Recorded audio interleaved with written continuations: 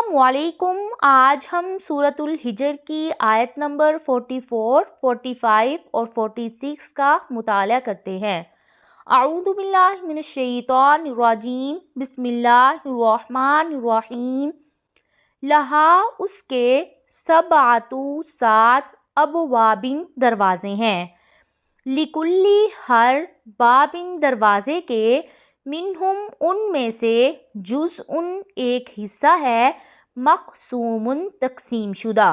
اللہ تعالیٰ نے اس آیت میں جہنم کے 7 دروازوں کا ذکر کیا ہے اور ہر دروازے سے جہنمیوں کی ایک متعین تعداد اپنے اپنے برے اعمال کے مطابق داخل ہوگی۔ جہنم جو سب سے اوپر کا طبقہ ہے، یہ اہل توحید کے لیے ہے جو اپنے گناہوں کی سزا بھگتنے کے بعد اللہ تعالیٰ کی رحمت خاص سے جہنم سے نکال کر جنت میں بھیج دیے جائیں گے۔ لظیٰ یہود کے لیے ہے، حطمہ نصرانیوں کے لیے ہے، سعیر بے دینوں کے لیے ہے، سقر مجوسیوں کے لیے، جحیم مشرکوں کے لیے اور حاویہ منافقوں کے لیے جو سب سے نیچے کا طبقہ ہے۔ ان المتقین، بے شک متقی لوگ، فی جنات باغوں میں ہوں گے، وعیون اور چشموں میں۔